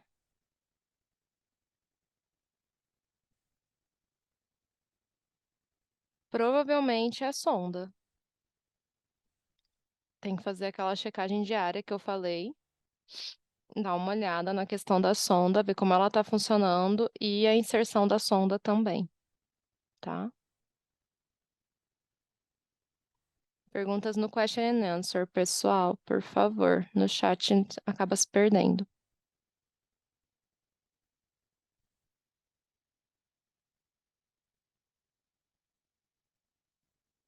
Colocaram algumas perguntas no chat, eu vou ler. Quero saber como colocar o módulo de impressão da TIMP. Tem o AT235. Você tem que adquirir um módulo que chama licença Sync.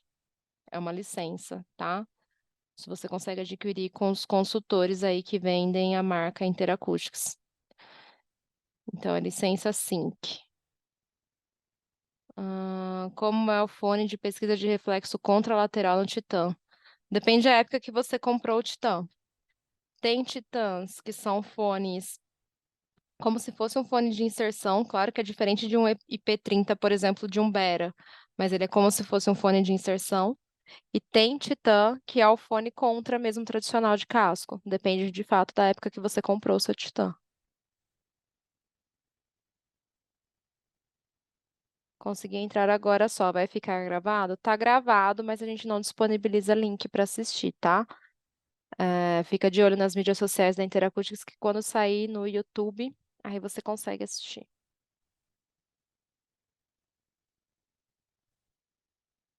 Temos como mudar para o modo manual direto no equipamento Titan? Não, manual só via software. O software sempre vai possibilitar mais formas de manuseio em relação a hardware.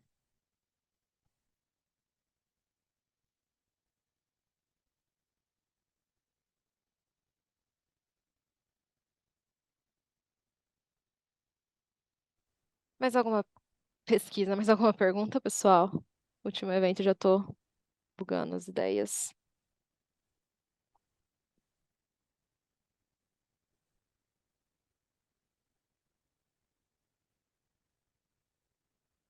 Se puder colocar os contatos. Maria, seria o contato para quê? Para suporte, para compra, contato nosso para dúvida, quais são os contatos que você gostaria para verificar o modo de impressão? No site da Interacoustics Brasil, você consegue o contato de onde adquirir, tá? Se você entrar na Interacoustics Brasil, vai ter uma lista de contatos. Digita Interacoustics Brasil no Google, lá vai ter o site da Interacoustics e todos os contatos possíveis.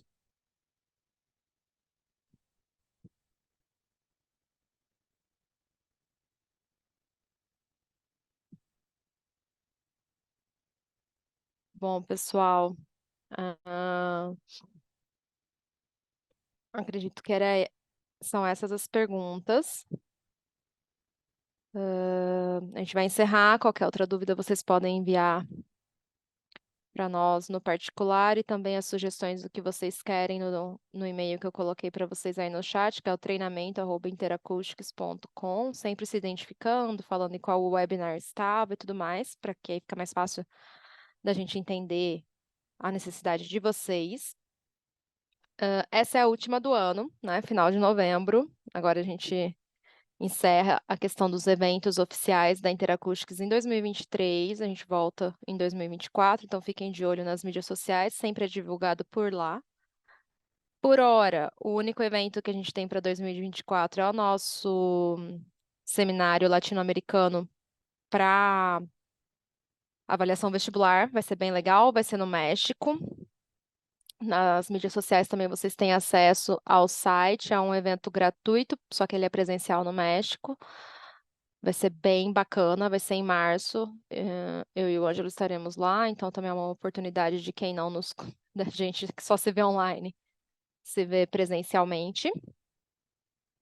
Em relação ao certificado que vocês sempre perguntam, quem assistiu do começo ao fim, o Zoom vai computar e vai ser emitido o certificado, a gente vai enviar por e-mail, tá? Não sei se dá tempo de enviar todos os certificados ainda esse ano, porque precisa de edição do marketing, mas vocês vão receber. No mais, eu agradeço a todos que estiveram conosco ao longo de 2023. Eu sei que tem pessoas aí que eu sempre vejo nas inscrições que já conheço os nomes, que estão sempre ah, nos eventos online, presenciais. Então, agradeço a todos vocês por estarem conosco. Agradeço minha equipe, que é o Ângelo. Então, obrigada, Ângelo, por esse ano e pelos eventos. E é isso, pessoal. Até 2024. Boas festas para todo mundo. Em 2024 a gente volta com força total e com muito mais conhecimento aí para compartilhar com vocês. Ângelo, você quer falar alguma coisa? Ou a gente pode encerrar? Só queria agradecer também, desejar um ótimo final de ano para todos vocês, um ótimo 2024, e também agradecer pela presença de todo mundo e também pela parceria aí da Marina, e muito sucesso para todos nós no próximo ano. Um grande abraço para todo mundo. Tchau, tchau, pessoal. Bom final de ano para vocês.